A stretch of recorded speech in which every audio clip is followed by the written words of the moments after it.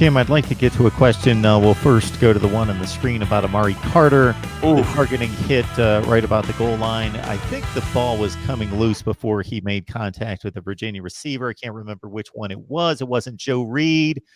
I think it was Dubois. I'll get his name. But anyway, yeah, it was a tough one, as most of these are for these DBs, to try to make a split-second decision. And it looked like he really attempted to turn his shoulder into the receiver and avoid head contact. To me, I mean, that's exactly what he did. He led with his shoulder. He's going in like this. You know, the receiver turtled into the hit. There's nothing you can do.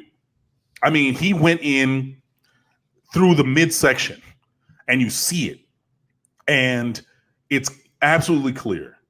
And then again, human physiology, human anatomy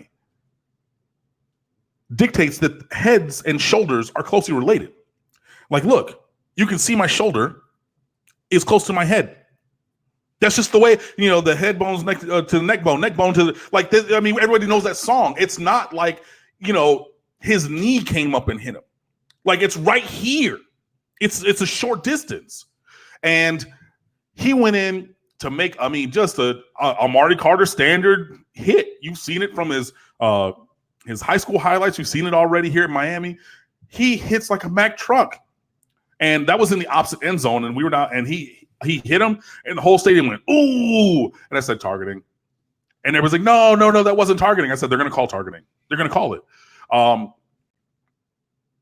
It's bullshit. Like, where's he supposed to go? Because if you want to go lower, then you're going to go through knees, right? He didn't go high. He didn't go for the head. He went for the middle strike point, and then the guy turtles and everything. And now having helmets contact is not leading with the helmet. And that's the thing that they said, and that's blatantly false. He did not lead with the helmet. And again, I sat here and I said this last week. When Virginia Tech targeted N'Kosi Perry and led with the helmet, that call was not even like let to stay as it was. It was overtly overturned in the opposite direction. And I said it then and I say it now. If it happens against Miami, it's fine.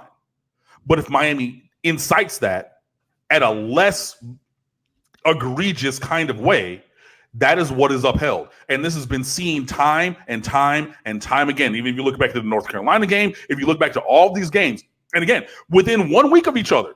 And I said it at the time. I said they're going to overturn this one against N'Kosi Perry because they're going to say the helmet's touched, but it was unintentional. But then you got Amari Carter going in with a shoulder and the wide receiver turtling.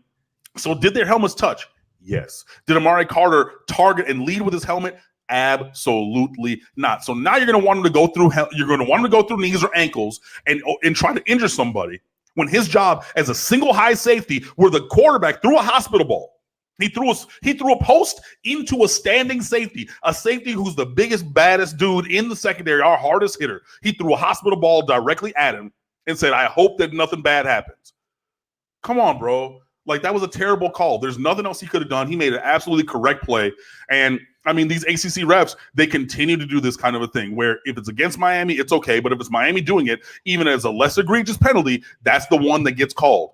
I am not here to stand for that. And Amari Carter has to sit out the first half of this week because of that terrible goddamn call.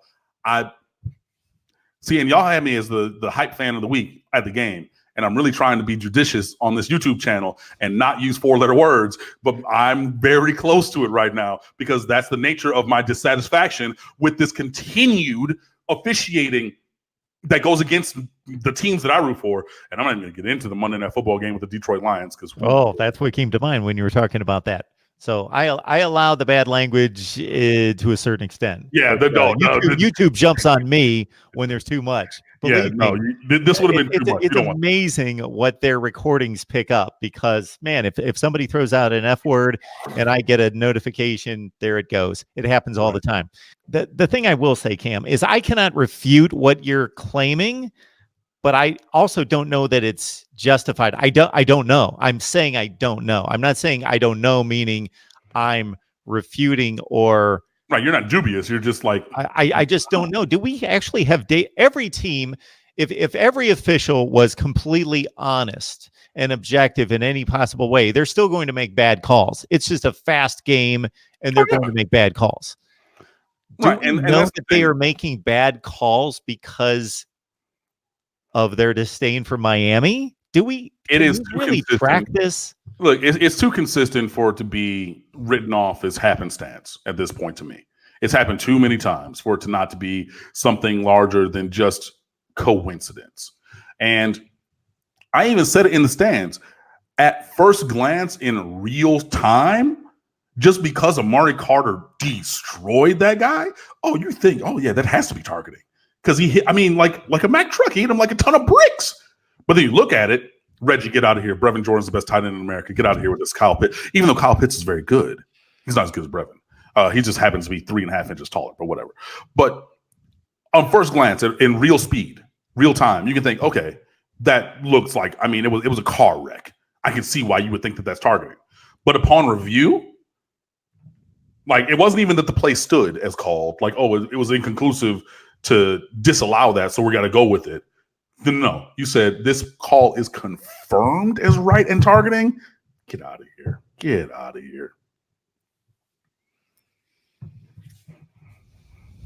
The helmets did hit, correct? The helmets did touch. True. Yeah. But I mean, again, he's coming in like this with a shoulder. Sure. And then the guy, you don't want to get hit in the stomach, in the chest. So you say you see it out of the corner of your eye, and then the receiver turtles like that, and that's where they touched. But it wasn't leading with the helmet or anything. It was, yeah, no. I'm not discounting Amari Carter's effort to get out of the way and lean the shoulder into it, and how those guys have adjusted their play as quickly as they have. I know that it's taken a few years, but a lot of the defensive players that do just that, I don't know how they've done that myself. They grew up playing a certain way, and then to ask them not to make it's not like you're sitting there with a piece of paper and a pencil and you've got 30 seconds to think about it and say, okay, we now want you to respond like this. No, like that. We want you to respond completely in a non-instinctual way. I'm impressed with the way that many of them on both levels of football that we watch, the NFL and college, are responding and being able to take their job and their role and their approach to hitting and be able to change and adjust that quickly. You just drill it, honestly. And Manny Diaz has talked about that even from his time as defensive coordinator.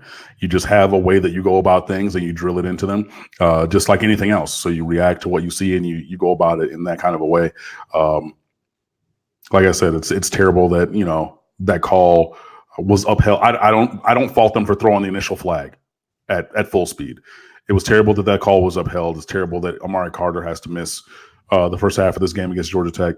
It's terrible that he already has now a targeting on his record. So if he gets another one, then he has to miss in a full additional game, regardless of when he were to get called for another targeting foul. It doesn't sit right with me, but it is what it is.